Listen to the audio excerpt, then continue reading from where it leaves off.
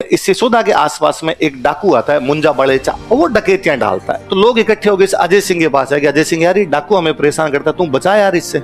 तो हमीर उस डाकू मुंजा बड़ेचा से लड़ने के लिए जाता है, उसकी गर्दन काट के लाता है। लोगों ने हमीर की बड़ी तारीफें की, अरे वाह क्या राजा हो हमीर यार, आपने तो चित्तौड़ पर दोबारा कब्जा कर लिया, दिल्ली वालों को हरा दिया, आप तो यार आप ही हो। अमीर ने कहा ना साहब, मेरे में इतनी योग्यता कहाँ, मैं मूर्ख खलकामी। तो थोड़े दिनों बाद में किसी ने कह दिया कि वो उस दिन पता है क्या क्या था दवाई में, क्या था, बिस्का धीराज दवाई दे के कहते कि बस वही था।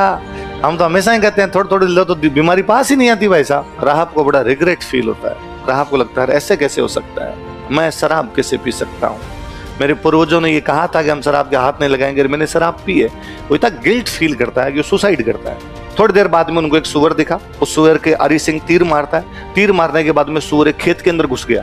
तो अरी सिंह अपने घोड़े को उस खेत की तरफ दौड़ाता है। जैसे वो खेत के अंदर घुसने लगते हैं, वही लड़की आगे खड़ी थी, अपने खेत की रखवाली कर रही थी। तो उसने कहा मिस्टर किधर, खेत में किधर घुस रहे हो? तो उसने कहा अरे मेरा वो शिकार चला गया। उसने कहा तुम्हारे शिकार के चक्कर में तुम घोड़ा लेके मेरे खेत में घुसोगे, मेरा खेत पूरा बर्बाद हो जाएगा और तुम खेत में नहीं जा सकते। तो उसने कहा तुम मेरा ये शिकार चला जाएगा, तुम इतनी बात करोगे इतनी देर में। तो उसने कहा तुम यहीं खड़े रहो, तुम्हारे शिकार को मैं पकड़ के लेके जाऊँ। उसने वापस कहा कि वो सुअर है, जंगली सुअर है, मार देगा। उसने कहा ऐसे में डेली मारती हूँ, तू खड़ा रहे यहाँ पे। क्या हुआ सुनना देखो। मेवाड़, मेवाड़ में जो राजा था उसका नाम था रावल रतन सिंह। क्या नाम था? यही पढ़ा हमने। अब राज्य में क्या होता था, एक तो राजा बनता, बाकी जो उसके भाई बंधु होते थे उनको जागीरें दी जाती। क्या दी जाती? जागीर। और जिनको जागीरें मिलती वो कहलाते थे जागीरदार, या कहते सामंत। क्या कहलाते? साम, या इंग्लिश में वर्ड होता फ्यूडल। वो फ्यूडल्स हुआ करते। इनका काम क्या होता था, जो इलाका उनको दिया गया वहां का टैक्स लेके राजा को जमा करवाना, और राजा की जब भी लड़ाई हो जाए तो राजा की तरफ से लड़ने के लिए भाई ये राजा के भाई बंधु ही तो थे। आज अपने चाचा जी की लड़ाई हो जाए तो अपने नहीं जाएं क्या? बस वैसा ही था, कुछ और कुछ ही नहीं था, बंधुत्व ब्रदरहुड था कि वो सहायता करने के लिए जाते थे। ऐसी मेवाड़ के अंदर एक जगह थी राजसमंद जिले में, जगह का नाम था सिसोदा। क्या नाम था जगह का? कौन से जिले में पड़ता अब तो? आज के हिसाब से तो राजसमंद जिले में आता, तब तो मेवाड़ स्टेट हुआ करता पूरा। इस सिसोदा का उस टाइम का जो एक सामंत था उसका नाम था लक्ष्मण सिंह। लक्ष्मण सिंह इस लड़ाई के अंदर गया, और इस लड़ाई के अंदर 1303 वाली जो अलाउद्दीन खिलजी की लड़ाई हुई थी उसमें भाग लेने के लिए गया, और लक्ष्मण सिंह अपने 7 बेटों के साथ उस लड़ाई में लड़ता हुआ मारा गया। साका हुआ, साके में सारे लड़ते हुए मारे जाते हैं, तो लक्ष्मण सिंह की अपनी सेना और अपने 7 बेटों के साथ युद्ध में लड़ता हुआ मारा गया। उन 7 बेटों में एक बेटे का नाम था अरी सिंह। क्या नाम था? अरी सिंह। तो लड़ता हुआ मारा गया। अरी सिंह का जो बेटा था वो था हमीर। अरी सिंह का बेटा था कौन था? 1303 की बात है। उस समय हमीर छोटा बच्चा था, धीरे धीरे हमीर बड़ा हुआ, अब आ गया 1326। क्या आ गया? 1323 साल बीत गए। अमीर यदि तब कोई 2-3 साल का भी रहा होगा तो अब जाके 25-26 साल का गबरू जवान है पूरा का पूरा। पर वो अपने घर में देखता कि उसके घर के अंदर न तो पिताजी, न कोई चाचा जी, न दादाजी। उसने आसपास में पूछा भाई किधर गए सारे परिवार के लोग? तो कि साहब 1303 में लड़ाई हुई थी, अलाउद्दीन खिलजी लड़ने के लिए आया था और सारे लड़ते हुए मारे। कहाँ लड़ाई हुई थी? कि चित्तौड़ में लड़ाई हुई थी। चित्तौड़ के राजा कौन थे? अपने भाई बंधु थे रावल रतन सिंह जी, वो भी लड़ते हुए मारे गए। फिर चित्तौड़ में क्या हुआ कि अलाउद्दीन खिलजी ने रतन सिंह जी को तो मार दिया, और मारने के बाद में यहाँ पे राजा बना दिया था, या यहाँ का जो अधिकारी नियुक्त किया था वो कौन था? फिर खिजर खान थोड़े दिन बाद चला गया, तो चित्तौड़ में किसको भेज दिया? मालदेव सोनग्रा। किसको भेज दिया? और अब तो मालदेव सोनग्रा भी नहीं था, उसका बेटा था, और बेटे का नाम था बनवीर सोनग्रा। क्या नाम था? अब जो चित्तौड़ को संभाल रहा था वो बंदा कौन था? मालदेव सोनग्रा का बेटा। इसका नाम क्या बताओ देखे? बनवीर सोनग्रा। अच्छा ये क्या करते भाई, ये खिजर खान, मालदेव सोनग्रा, बनवीर सोनग्रा, इनका क्या काम था? इनका काम था मेवाड़ का टैक्स लेके दिल्ली भेजो। अब तो दिल्ली के अंडर में आते हो आप, तो मेवाड़ का टैक्स लेके कहां भेजो? दिल्ली। ये इस हमीर को अटपटा लगना शुरू हो गई, ये क्या तरीका है, मतलब मेवाड़ गोहिलों का है, और पहली बात को दूसरे कब्जे करके क्यों बैठे? फिर मेवाड़ का टैक्स दिल्ली किस बात का भेजा जाए कि साहब दिल्ली वालों का राज है, दिल्ली भेजा जाए। तो उसने कैसे राज को खत्म कर देंगे? तो कैसे कर दोगे यार, तुम अकेले खत्म कैसे कर दोगे? तो उसने अपने आसपास के बाकी गांवों के अंदर भी ऐसी कंडीशन थी, धीरे धीरे लोगों को कन्विंस किया, अपने पक्ष के अंदर लेके आया वो। उसने एक सेना बनाई, एक दिन चित्तौड़ पर हमला किया, और इस बनवीर सोनग्रा को हरा के चित्तौड़ पे क्या कर लिया? तो गोहिलों का राज 1303 में 1303 में अलाउद्दीन खिलजी समाप्त कर देता है, जब रावल रतन सिंह लड़ता हुआ मारा जाता है।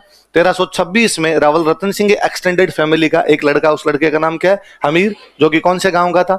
सिसोदा। वो उस गांव से आता है, बनवीर सोनग्रा को हराता है और वापस चित्तौड़ पर क्या करता है? कब्जा। कब करता है कब्जा?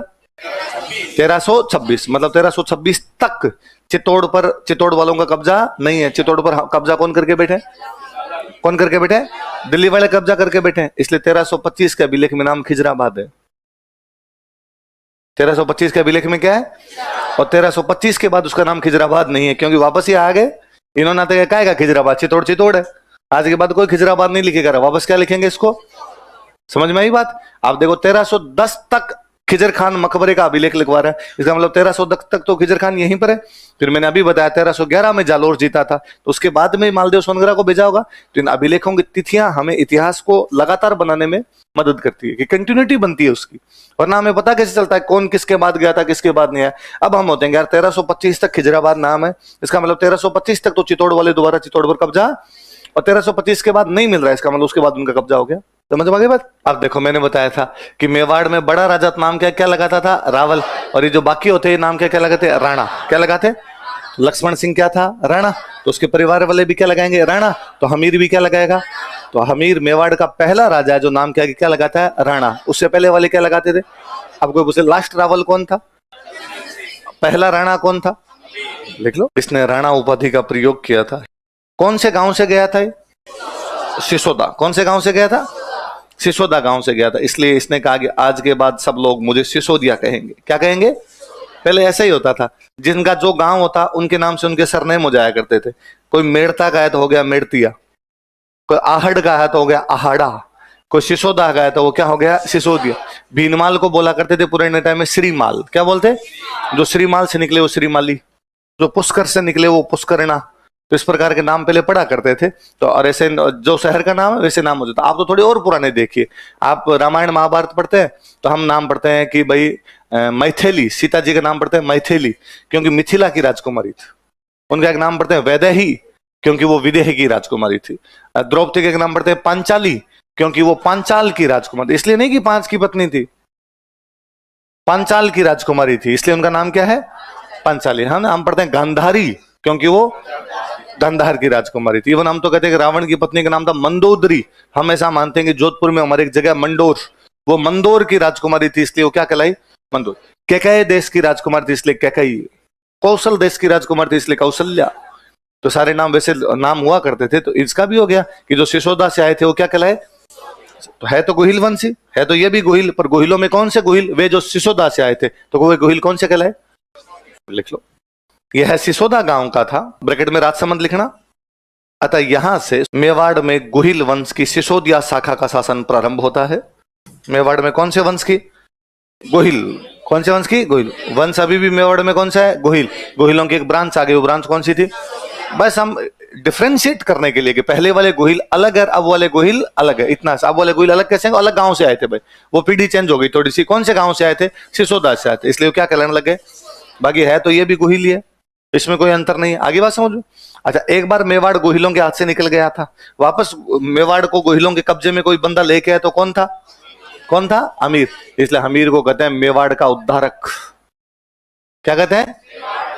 उद्धारक का मतलब होता है बचाना, जो है जो बचाता है, जो डूब रहा उसको बचाता है, सेवियर। तो मेवाड़ का उद्धारक किसे कहा जाता है? बताओ देखे, लिख लो। किसको हरा के भगाया था हमीर ने यहां से? बनवीर सोनग्रा। क्या बनवीर सोनग्रा इंडिपेंडेंट किंग था या दिल्ली वालों के अंडर में काम करता था? खुद राजा नहीं था, यहां से टैक्स लेके किसको भेजता था? दिल्ली। तो जब उसको हरा के यहां से भगा दोगे तो भाग के कहां जाएगा? दिल्ली। उस समय दिल्ली का जो सुल्तान था उसका नाम था मोहम्मद बिन तुगलक। कौन था? राज खत्म हो गया था खिलजियों का, नया राजा बना हुआ, नया वंश आया हुआ हमें तुगलक वंश। और तुगलकों का जो राजा, उस राजा का नाम क्या था? मोहम्मद बिन तुगलक। क्या नाम बताओ? कहां का राजा मोहम्मद बिन तुगलक? दिल्ली का। इसके पास भाग के कौन गया? बनवीर सोनग्रा। किसकी शिकायत करने के लिए? उसने बनवीर सोनग्रा ने जाकर, भाई मोहम्मद बिन तुगलक, हम तेरे को टैक्स देते हैं मेवाड़ का। उसने कहा हाँ टाइम टू टाइम देते हो, शाबाश, बहुत अच्छा आदमी है भाई, कभी भी टैक्स में कमी बेसी आने नहीं दी। उसने कहा बस इतने दिन ही दिया था, अब नहीं देंगे। क्यों? तो अब हमारे हाथ से तो मेवाड़ निकल गया, तो अब किसके पास आ गया? हमीर के। ये हमीर कौन है? कि साहब ये गोहिल है। कौन से गांव का गोहिल है? कि सिसोदा का। उसने आके कब्जा कर लिया। मोहम्मद बिन तुगलक ने कहा चल मेरे साथ, उस हमीर को हटा के मैं वापस तेरे को बनाऊंगा। तो अब हमीर से लड़ने के लिए कौन आ रहा है? मोहम्मद बिन तुगलक। कहां का राजा है? उसको लेके कौन आ रहा है? बनवीर सोनगरा। हमीर चित्तौड़ बैठा है, उसको ये पता चला कि मेरे से लड़ने के लिए कौन आ रहा है? मोहम्मद बिन तुगलक। उसने कहा सर इतनी दूर आके क्या करोगे, मैं थोड़ा सामने आ जाता हूँ, थोड़ी आपकी कठिनाइयां कम करता हूँ। अपने बांसवाड़ा के अंदर एक गांव पड़ता है सिंगोली। कौन सा गांव है? कहां पर? वहां पर ही आमने सामने होते हैं। लिखो सिंगोली का युद्ध। बांसवाड़ा में सिंगोली, ध्यान रखना ना। किस किस के बीच में बताओ देखे? हमीर और मोहम्मद बिन तुगलक। मोहम्मद बिन तुगलक कहां का राजा था? ब्रैकेट में लिखना दिल्ली, ताकि याद रहे आपके। थोड़ा लिख लिया। हमीर भाई मोहम्मद बिन तुगलक को ढंग से कूट देता है, तो दोबारा दिल्ली वाले मेवाड़ की तरफ कई दिन तक तो देखते ही नहीं। लिख लो। इस युद्ध में हमीर की जीत हुई। लोगों ने हमीर की बड़ी तारीफें की, अरे वाह क्या राजा हो हमीर यार, आपने तो चित्तौड़ पर दोबारा कब्जा कर लिया, दिल्ली वालों को हरा दिया, आप तो यार आप ही हो। अमीर ने कहा ना साहब, मेरे में इतनी योग्यता कहां, मैं मूर्ख खलकामी। जो करवा रही है वो बरवड़ी माता करवा रही है। कौन करवा रही है? तो ये एक माता जी को बहुत मानता था। कौन सी माता जी को? उन माता जी का एक नाम और है, अन्नपूर्णा। क्या नाम है? तो कौन सी माता जी को मानता बताओ? तो इसने कहा जो कुछ हुआ है किसकी कृपा से हुआ है? बरवड़ी माता, या क्या कहते उनको? अन्नपूर्णा। तो चित्तौड़गढ़ में इनका मंदिर बनवा दिया। किनका मंदिर बनवा दिया? लिख लो। किसका मंदिर बना है? बरवड़ी। बरवड़ी माता ये जो मेवाड़ वाले गोहिल थे, इनकी इष्ट देवी है। कैसी देवी है? इष्ट देवी है। इन्हीं को बोलते हैं आराध्य देवी। क्या बोलते हैं? लिखो आप एक लाइन लिखो, फिर मैं समझाता हूं। एक लाइन नीचे और लिखिए, बॉक्स बंद करें, फिर मैं एक साथ समझाता हूं। देखो, कुल देवी बराबर बाण माता। आप लिख लो, मैं समझा दूंगा। एक तो लिखा हमने इष्ट देवी, एक कौन सा लिखा है? कुल देवी। हमने लिखा मेवाड़ वाले जो गोहिल है उनकी कुल देवी तो कौन सी है? बाण माता। और उनकी जो इष्ट देवी है वो कौन सी है? दो लिखी।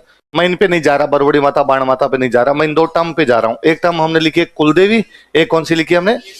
दो ही तो लिखी, एक तो इष्ट। हम कौन सा वंश पढ़ रहे हैं?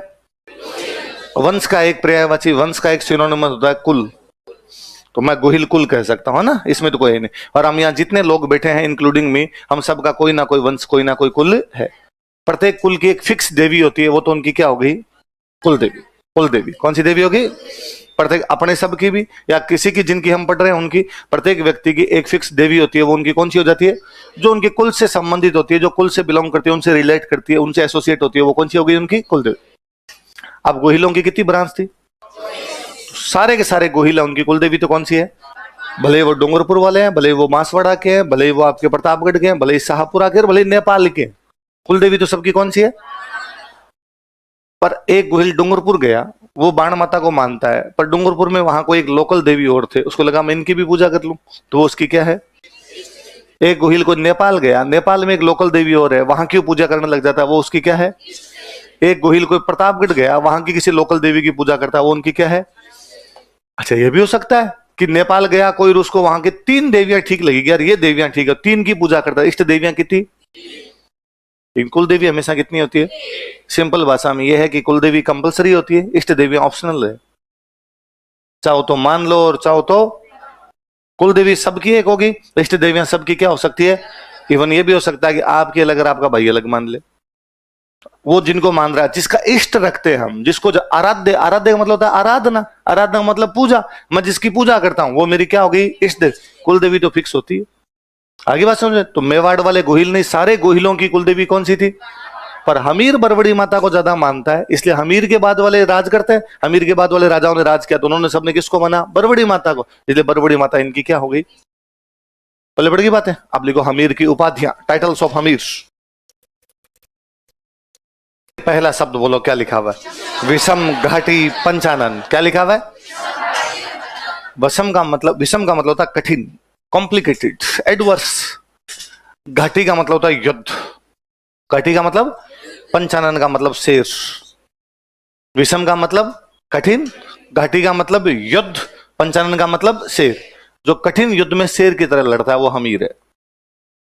हमीर की उपाधि हो गई, क्या उपाधि हो गई? विषम, घाटी, पंचानन। इसका मतलब वह हमीर का जितना कठिन युद्ध होगा उसमें कितना कैसे लड़ेगा? रावण कहते हैं सामने वाले 100 आदमी आ गए, वो भिड़ गया था, शेर की तरह भिड़ गया था, मतलब शेर जैसे निडर होता है, डरता नहीं है, वैसे वैसे कौन था? अमीर। ऐसा कहां लिखा गया है? कुंभलगढ़ प्रशस्ति में। कहां लिखा गया? कुंभलगढ़ का किला है, हम आगे पढ़ेंगे। कुंभलगढ़ का किला हमारे एक राजा ने बनवाया था, उसका नाम था कुंभा। क्या नाम था? तो कोई किला बनवाएंगे, फोर्ट बनवाएंगे, तो उनके बाहर क्या लगवाएंगे? इंस्क्रिप्शंस लगवाएंगे। ऐसे इंस्क्रिप्शंस जिनमें राजाओं को प्रेज किया जाए, तारीफ की जाए, उनको क्या बोलते हैं? प्रशस्तियां, यूलोजी बोलते हैं। तो उसके जो प्रशस्ति लिखवाएगी उसमें कुंभा ने कहा भाई मैंने ये करवाया, मेरे पिताजी ने ये करवाया। फिर वो कहता छोड़ो यार, हम सिसोदिया तो हमीर की संतान है। और हमीर क्या थे? विषम, घाटी, पंचानन। क्या थे? 3 सवाल बनते हैं। विषम, घाटी, पंचानन किसे कहा जाता है? उसे ऐसा कहां कहा गया है? कुंभलगढ़ प्रशस्ति में हमीर को क्या कहा गया है? कुंभलगढ़ का किला किसने बनवाया? कुंभा। उसी कुंभा ने एक बुक लिखी थी म्यूजिक पर, जिस बुक का नाम है रसिक प्रिया। क्या नाम है? रसिक प्रिया। किसकी बुक? कुंभा की। हम आगे पढ़ेंगे, ढंग से पढ़ेंगे इस बुक में क्या है क्या नहीं है। तो उस बुक का जब इंट्रोडक्शन देता कुंभा, तो अपने बारे में बताता मैं कौन हूं। तो वो कहता मैं हमीर की संतान हूं, मैं हमीर का वंशज हूं। और हमीर जो थे वो क्या थे? तो हमीर को कौन सी पुस्तक में वीर राजा बताया गया? हमीर को कौन सी यूलोजी में विषम, घाटी, पंचानन बताया गया? फिर अपने राजस्थान का एक राइटर, राजस्थान की हिस्ट्री लिखने वाला एक राइटर हुआ था जेम्स टोड। कौन हुआ था? वो हमीर के बारे में लिखता है प्रबल हिंदू। क्या लिखता है? फॉर्मिडेबल हिंदू था वो, प्रबल हिंदू था, शक्तिशाली हिंदू राजा हुआ था। तो हमीर की कितनी उपाधियां हो गई? 3। उसे विषम, घाटी, पंचानन कौन कहता है? उसे वीर राजा कहां लिखा गया? और जेम्स टोड उसको क्या कहता है? कौन से गांव से गया था हमीर? सिसोदा। कौन से गांव से? ये सिसोदा गांव कहां पड़ता है? इस गांव को बसाने वाला जो व्यक्ति था उसका नाम था राहब। क्या नाम था? हुआ क्या था? बीच में हमने पढ़ा नहीं, बाकी मेवाड़ में एक राजा हुआ था, उस राजा का नाम था रण सिंह। क्या नाम था? अलट के बाद में इनके एक राजा हुआ, उसका नाम क्या है? रण सिंह। तो बीच में हमने कुछ राजा नहीं पढ़े ना, जैतर सिंह और अल्लट के बीच में, उनमें एक राजा हुआ जिसका नाम या तो रण सिंह है या उसका नाम है कर्ण सिंह। या तो रण सिंह का दो या नाम क्या का दो? कर्ण सिंह। इसका एक बेटा था, जो बड़ा बेटा था उसका नाम था क्षेम सिंह। क्षेम सिंह। क्या? इसका एक छोटा बेटा था उसका नाम था राहब। क्या नाम था? राहब। बड़े बेटे होते वो राजा बनते, राजाओं को क्या मिलती? राजधानियां मिलती है। और मुख्य राजा होते, या राजा की उपाधि क्या हुआ करती? रावल। इसने तो क्या टाइटल लगाया अपना? रावल। तब राजधानी नागदा थी, तो ये कहां चला गया? नागदा। जयतर सिंह के बाद में तो किधर आ गए थे? चित्तौड़। ये छोटा, तो ये नाम क्या क्या लगाएगा? क्या लगाएगा? राणा। और राणा जो होते उनको गांव मिलते, तो इसको जो गांव मिला था वो गांव कौन सा था? सिसोदा। कौन सा गांव था? अब जो श्याम सिंह का बेटा पोता पड़पोता होंगे वो तो राजा बनेंगे। तो श्याम सिंह का बेटा पोता पड़पोता यूं करते करते जयतर सिंह आ गया, नागदा का राजा। फिर जयतर सिंह कहां चला गया? चित्तौड़। फिर जयतर सिंह हो गया तेज सिंह, तेज सिंह आ गया समर सिंह, समर सिंह आ गया रतन सिंह। तो रावल वाली वो फैमिली चलती रही। इधर राहब, राहब का बेटा पोता पड़पोता सड़पोता यूं कहां पर राज करते रहेंगे? सिसोदा। फिर यहां पर आ गया आपका लक्ष्मण सिंह। लक्ष्मण सिंह 1303 वाली लड़ाई में रतन सिंह के साथ लड़ता हुआ मारा गया। उसके 7 बेटे भी उस लड़ाई में लड़ते हुए मारे गए। उन 7 बेटों में एक बेटे का कौन था? हमीर, जो वापस जाके चित्तौड़ पर कब्जा करता। आई बात समझ? तो फैमिली तो सेम ही है, 5-6 पीढ़ी पहले तो सेम ही थे। एक भाई की 2 औलादे अलग अलग जगह पे गई थी, इतना ही तो अंतर है तो गोहिल के गोहिल। आप उतार लो ये भी थोड़ा सा, ताकि दिमाग में याद नहीं करना, कि लिख के रखो ताकि आपके याद में रहे। याद रह जाएगा कि मेवाड़ में एक राजा वे रण सिंह या कर्ण सिंह, उनका एक बेटा श्याम सिंह तो रावल बन जाता है। एक बेटा राहब, जो उसको कौन सा गांव मिलता है? सिसोदा। तो सिसोदा गांव का संस्थापक कौन हो गया? या सिसोदा गांव में इनका राज स्थापित करने वाला कौन हो गया? राहब। अब सुनना, देखो 2-3 में बातें बताता हूं। पहला नाम क्या लिखा मैंने? राहब। क्या लिखा? राहब। जिस राहब के बारे में मैंने आपको बताया कि वो कौन सा गांव की स्थापना करता है? कौन से वंश के लोग हैं ये? गोहिल। कौन से वंश के? गोहिल। गोहिल के बारे में एक कहानी है कि गोहिल के जो मम्मी थी वो तीर्थ यात्रा पर आई हुई थी। उन दिनों वो प्रेग्नेंट थी। जब वो वापस जा रही थी, तीर्थ यात्रा से वापस लौट रही थी, तब रास्ते में उसको कुछ ब्राह्मण मिले और उन ब्राह्मणों ने उसे कहा कि रानी तुम वापस मत जाओ, क्योंकि तुम्हारे पति जो थे, ऐसा कहा जाता है कि गोहिल जो का परिवार था वो गुजरात से आया था। गुजरात में एक जगह पड़ती है वल्लभी। कौन सी जगह है?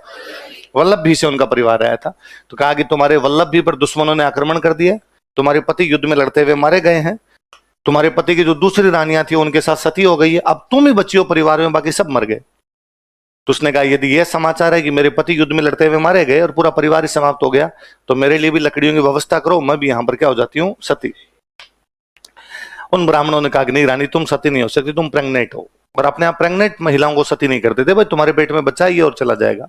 तो उसने कहा भाई मैं बच्चे को जन्म दे के भी क्या करूंगी, यदि दुश्मन को पता चल गया कि साहब उसके वल्लभी के राजा के परिवार का कोई भी जिंदा है तो ढूंढ के मारेगा, तो एक व्यक्ति को जन्म दे के क्यों मरवाऊं मैं, उससे अच्छा तो मैं ही मर जाती हूँ और वही मर जाए।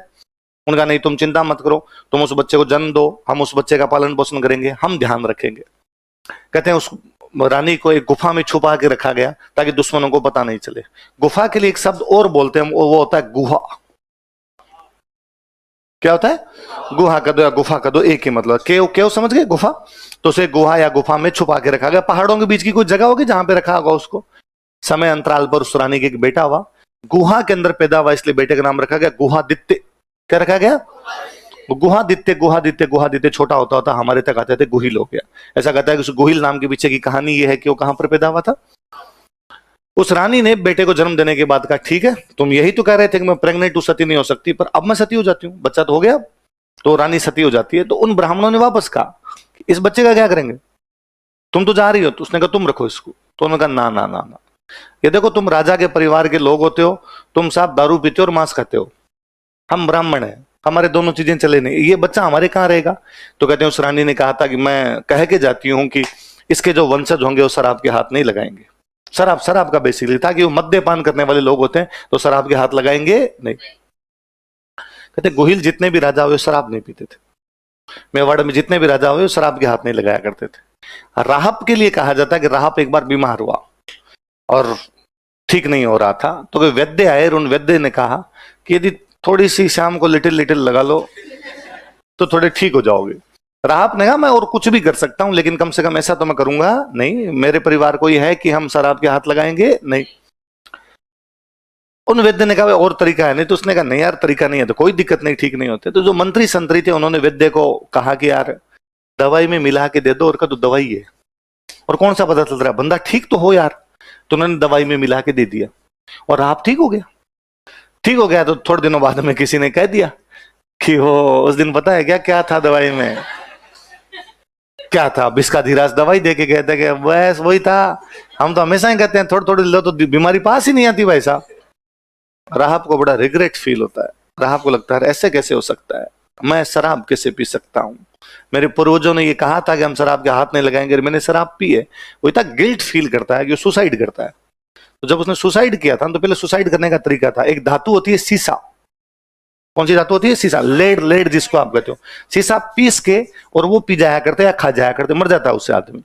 राहब सीसा वो पीस के खा गया था, इससे उसकी डेथ हुई थी। वो सीसा पीस के खा गया, इसलिए गांव का नाम सिसोदा है। गांव का नाम क्या है? ऐसी कहानी है कि इस राहब के सिसोदा गांव के पीछे कहानी है कि राहब क्या पीस के खा गया था? सीसा, क्योंकि उसने गलती से क्या पी ली थी। मेवाड़ में बाद में एक राजा हुए थे अमर सिंह सेकंड। अमर सिंह सेकंड के टाइम में जाके वापस उन अमर सिंह सेकंड ने शराब पीनी शुरू कर दी थी। 3-4 पीढ़ियां शराब पीती है। उसके बाद फिर एक राजा हुए सरदार सिंह, वो अपने सारे परिवार वालों को एकलिंग जी के मंदिर में लेके गए और एकलिंग जी के मंदिर में ले जाके कस्में खिलवाई कि कसम खाओ आज के बाद हम शराब के हाथ नहीं लगाएंगे। उन्होंने वापस कसम खाई कि आज के बाद हम शराब के हाथ लगाएंगे। तो राहब समझ में आएगी बात। एक मैंने और नाम लिखा, देखो क्या नाम लिखा है? सिसोदा में राहब की स्थापना करता है। राहब के बाद सिसोदा में उसका बेटा पोता पड़पोता सड़पोता आते आते आते लक्ष्मण सिंह। कौन आता है? लक्ष्मण सिंह। लक्ष्मण सिंह का जो सबसे बड़ा बेटा है उसका नाम क्या है? क्या नाम था? हरि सिंह। कहते हैं हरि सिंह एक दिन अपने दोस्तों के साथ में शिकार खेलने के लिए गया था। राजाओं के टाइम में राजकुमार वगैरह शिकार खेलने के लिए जाते, और उस समय सबसे अच्छा शिकार यदि माना जाता तो था जंगली सुअर। यदि कोई जंगली सुअर मार के लाता तो उसका शिकार बड़ा अच्छा माना जाता। और जंगली सुअर बड़ा शक्तिशाली जानवर होता है, तो जंगली सुअर को मारने के लिए 5-7 जने इकट्ठे होकर जाते। अकेला जाए तो जंगली सुअर मार दे, इतनी ताकत होती है सुअर के अंदर। तो हरि सिंह और हरि सिंह के साथ में कोई उसके भाई बंधु और उसके दोस्त वगैरह और 10-15 लोग इकट्ठे होकर जा रहे। तो दोनों साइड में खेत, बीच में रास्ता, और रास्ते के अंदर अंदर वो अपने घोड़े लेके जा रहे थे कि कहीं खेतों के आसपास में कहीं जंगल के अंदर कोई भी सुअर दिखेगा तो मारेंगे। तो उस रास्ते पे एक लड़की अपने भैंस को पानी पिलाने के लिए जा रही थी। उस लड़की के हाथ में वो भैंस वाली रस्सी ले रखी थी उसने, वो अपने साइड साइड में जा रही है। वो जो हरि सिंह के साथी थे, जो 5-7 उसके साथ में थे, उनमें से एक ने किसी उस लड़की पे कमेंट कर दिया। उस लड़की पे कमेंट किया तो उस लड़की ने उसकी तरफ देखा ही नहीं, वो अपनी जो रस्सी हाथ में थी उस रस्सी को थोड़ा ढीला छोड़ते हुए घुमाया, घुमा के जिसने कमेंट किया था उसके घोड़े के पैरों में फेंका, तो घोड़ा और घुड़सवार दोनों नीचे आ गए। तो बाकी सबने देखा कर क्या हुआ क्या हुआ, तो उनका यार इसने इस लड़की कुछ कहा था, इस लड़की ने पता नहीं रस्सी कैसे फेंकी तो घोड़ा और घुड़सवार दोनों नीचे। तो उन्होंने कहा खड़ा जा वीडियो नहीं बनाया हमने तेरा। और चलते हैं, आगे चलते हैं। पर उन लोगों को लगा कि यार लड़की बड़ी बहादुर है, और उसने वापस उनकी तरफ देखा भी नहीं, वो आगे चली गई अपने, उसको गिरा कर सीधी सीधी आगे निकल गई अपने। पर उनके वो हुआ कि अरे यार ये लड़की बड़ी बहादुर है। थोड़ी देर बाद में उनको एक सुअर दिखा, उस सुअर के अरी सिंह तीर मारता है, तीर मारने के बाद में सुअर एक खेत के अंदर घुस गया। तो अरी सिंह अपने घोड़े को उस खेत की तरफ दौड़ाता है। जैसे वो खेत के अंदर घुसने लगते हैं, वही लड़की आगे खड़ी थी, अपने खेत की रखवाली कर रही थी। तो उसने कहा, मिस्टर किधर, खेत में किधर घुस रहे हो? तो उसने कहा, अरे मेरा वो शिकार चला गया। उसने कहा, तुम्हारे शिकार के चक्कर में तुम घोड़ा लेके मेरे खेत में घुसोगे, मेरा खेत पूरा बर्बाद हो जाएगा और तुम खेत में नहीं जा सकते। तो उसने कहा, तुम मेरा ये शिकार चला जाएगा, तुम इतनी बात करोगे इतनी देर में। तो उसने कहा, तुम यहीं खड़े रहो, तुम्हारे शिकार को मैं पकड़ के लेके जाऊंगी। उसने वापस कहा कि वो सुअर है, जंगली सुअर है, मार देगा। उसने कहा, ऐसे में डेली मारती हूँ, तू खड़ा रहे यहाँ पे। वो लड़की अंदर जाती है, अपनी तलवार लेके जाती है और अंदर से उस सुअर को घसीटते हुए लेके आती है, मार के वापस लेके आती है। हरि सिंह बेहद प्रभावित होता है कि यार क्या बहादुर लड़की है। हरि सिंह ने पूछा कि ब्याह नहीं हुआ तुम्हारा? हरि सिंह उस लड़की के पिताजी के पास जाता है, उस लड़की के पिताजी को जाकर कहता है कि मैं सिसोदा का राजकुमार हरि सिंह हूँ, लक्ष्मण सिंह का बेटा हूं, आपकी लड़की मुझे पसंद आई, मैं उससे विवाह करना चाहता हूं। एक गरीब किसान के लिए इससे बड़ी बात क्या होगी? सिसोदा का राजकुमार खुद उसके दरवाजे पे खड़ा था उसकी लड़की से शादी करने के लिए। उसने कहा, अभी ब्याह करो, 10-15 लाए हो बराती तो साथ में। उन्होंने हाथों हाथ ब्याह किया, हरि सिंह के साथ में उस लड़की को भेज दिया। अब हरि सिंह शादी करने के बाद सोचता है कि अब यदि पिताजी को जाके बताया कि हम तो चलते ही ब्याह कर लाए, तो पिताजी पता नहीं क्या कहेंगे। तो अपने बाकी भाइयों को और अपनी माँ को और बताता भाई ऐसे ऐसे। तो कहते हैं, एक बार पिताजी को मत बताओ, थोड़ा गुस्सा ठंडा हो जाए, बाद में बता देंगे। एक बार थोड़ी बातें ठंडी हो जाती तो फिर इतना गुस्सा नहीं आता। तो एक बार तुम अलग कहीं पे रहने लग जाओ। तो वो पास के किसी गांव के अंदर अपनी उस पत्नी को वहां पर रखता है, वहां पे रहता है, और सब इधर उधर घूमते रहते हैं, अलग अलग जिम्मेदारियां थी तो कोई किसी को पता भी नहीं चला। वो अपनी उस रानी के साथ रहता है। उस रानी की जो बेटा होता है वो हमीर है। तो हमीर की माँ बड़ी बहादुर महिला थी, जिसने कहते हैं कि हरि सिंह को इस प्रकार से प्रभावित किया था। मैं उस लड़की के बारे में, हमें तो नाम भी नहीं पता उनकी क्या नाम रहे होंगे, उस समय पुरानी रानियों के नाम भी नहीं मिलते, या जो भी उसका नाम रहा, वो तक कितनी बहादुर थी। और हमारे सिलेबस में इस प्रकार के लड़कियों के बारे में क्यों नहीं पढ़ाया जाता? हमारे सिलेबस में हम तीसरी क्लास से पढ़ाने लगते हैं, नारी अबला थी, नारी अबला थी। तो हर लड़की को अभी तक लगता है कि मैं अबला ही हूं, और मैं और अबला होती जा रही हूं। मुझे कई बार लगता है कि भरी क्लास में तुम सब पढ़ी लिखी लड़कियां और ऑफिस में आके शिकायत करती हो, सर वो पास में 2 लड़के बैठते हैं, गंदे गंदे बोलते रहते हैं। मुझे लगता है पहली बात तो लड़कों का राम निकल गया अंदर से। कोई कैसे हो सकता है कि पास में कोई लड़कियां बैठी हो, लड़कियां ना भी बैठी हो, कोई गंदा कैसे बोल सकता है? क्या घर वालों ने इतने संस्कार भी नहीं दिए? और यदि आपके पास में बैठी एक लड़की 2 लड़कों के पास में बैठ के खुद को सेफ महसूस नहीं कर रही, तो उन लड़कों को अपना मेडिकल चेकअप करवा लेना चाहिए कि उनमें कहीं ना कोई कमी आई गई है, तो SMS जाना चाहिए उनको। फिर मुझे लगता है इस लड़की को भी हमारे तक आने की नौबत क्यों आई? उस टाइम ही फटकार देती उसको, तो उनकी हिम्मत ही नहीं होती और किसी के सामने बोलते। पर हमने बचपन से ही हमारे लड़कियों को सिखाया कि तुम अबला हो, तुम अबला हो। तो तुम अबला नहीं हो, ये मन में लाओ। As you think so you become. जैसा हम सोचते हैं वैसा हम बन जाते हैं। हमने जब यही सोचना कि शुरू किया कि हम अबला हैं तो हम अबला ही हो गए। जिस दिन तुम सोच लो कि हम सबला है, उस दिन हालात बदल जाएंगे, जज्बात बदल जाए। तो हरि सिंह का बेटा वो हमीर हुआ था। हरि सिंह चित्तौड़ वाली लड़ाई में लड़ता हुआ मारा गया, उसके 6 भाई और लड़ते हुए मारे गए, उसके पिताजी लड़ते हुए मारे गए, उसका एक भाई घायल होकर बच जाता उस युद्ध के अंदर। उस भाई का नाम था अजय सिंह। क्या नाम था? ये वापस सिसोदा आता है। अब अजय सिंह के पिताजी मर गए, अजय सिंह के भाई मर गए, तो अजय सिंह किसको संभालता है? सिसोदा को संभालता है। इसको ये भी पता था भाई मेरी भाभी और मेरा भतीजा पास के गांव में रहते हैं, तो ये उनके पास जाता और उनको जा कहता है, भाई ठीक है, पहले भैया इस वजह से नहीं लेके जा रहे थे आपको सिसोदा, क्योंकि पिताजी का उनको डर रहा होगा, लेकिन अब आप चलो, आपका हिस्सा है सिसोदा में, आप वहां जाके रहो। तो हमीर और हमीर की मम्मी भी वहीं सिसोदा में रहते हैं, पर हमीर तब तक बच्चा है, इसलिए सिसोदा को संभालता कौन है? अजय सिंह। स्थितियां थोड़ी बदल रही है, बच्चे बड़े हो रहे हैं। उन्हीं दिनों में इस सिसोदा के आसपास में एक डाकू आता है, मुंजा बड़ेचा। क्या नाम था? और वो डकैतियां डालता है। तो लोग इकट्ठे हो गए अजय सिंह के पास है कि अजय सिंह यार ये डाकू हमें परेशान करता है, तू बचा यार इससे। तो अजय सिंह अपने बेटे को भेजता है, उसके बेटे का नाम था सज्जन सिंह। क्या नाम था? कि सज्जन जाओ और जाके उस डाकू को मार के आओ। सज्जन सिंह डाकू से लड़ने के लिए जाता है, डाकू सज्जन सिंह को कूट देता है। तो सज्जन सिंह वापस आया कि पिताजी उसने तो मेरे को ही पीट दिया। तो हमीर भतीजा लगता है, अजय सिंह का भतीजा ही हो गया। हमीर बच्चा था, तब तक इतनी ज्यादा उम्र नहीं थी, वो 14-15 साल का ही हुआ था। वो पास में खड़ा था, तो उसने कहा चाचा जी एक बार मैं जाके देखूं। तो अजय सिंह ने कहा यार तू अभी किसी युद्ध में गया भी नहीं, किसी से लड़ने गया भी नहीं, मैं तेरे को कैसे भेज दूं यार ऐसे? घर वाले कहेंगे कि बच्चा था तूने भेज दिया। उसने कहा कोई बच्चा नहीं है, पहले इस्तेमाल करो। भेज गए तो देखो आप। तो हमीर उस डाकू मुंजा बालेचा से लड़ने के लिए जाता है, उसकी गर्दन काट के लाता है। तो अजय सिंह ने कहा शाबाश मेरे चीते, और अजय सिंह ने कहा कि यार यदि 1303 वाली लड़ाई ना होती तो सिसोदा के फ्यूडल कौन थे? लक्ष्मण सिंह, और लक्ष्मण सिंह मरते तो कौन बनता? अरी सिंह, और अरी सिंह मरते तो कौन बनता? हमीर। तो एक प्रकार से सिसोदा पर अधिकार किसका है? हमीर का। ठीक है, 1303 वाली लड़ाई की वजह से कंडीशन चेंज हो गई और मुझे संभालना पड़ गया, लेकिन हक तो तेरा ही है, राइट तो तेरा ही है, तो आज के बाद मेरी इस गद्दी पर तू ही बैठेगा। तो चाचा जी हट गए, गद्दी पर किसको बिठा दिया? इससे सज्जन सिंह बड़ा नाराज हुआ अपने पिताजी से। उसने कहा यार बापू तुम तो सेहत के लिए हानिकारक हो यार, ये मिलना चाहिए था मुझे, दे दिया किसको तूने? अमीर भाई। यदि अजय सिंह उस सीट पे बैठता तो अगला कौन आना चाहिए? सज्जन सिंह। तो सज्जन सिंह नाराज होता अपने पिताजी से, सिसोदा से चला जाता महाराष्ट्र। कहां चला जाता है?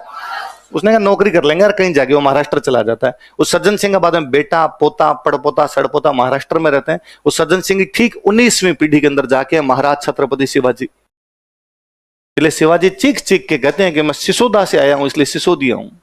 इसलिए सिसोदियों की या गोहिलों की जो 24 ब्रांच है उनमें एक ब्रांच कौन सी है? शिवाजी वाली, जो महाराष्ट्र वाली। मैं इसलिए बता रहा हूं, आगे जब मीडिवल पढ़ेंगे तो वहां लिखेंगे शिवाजी खुद को सिसोदिया मानते थे। मानते नहीं थे। मानना क्या होता? जो सिसोदा से जाएगा वो कौन होगा?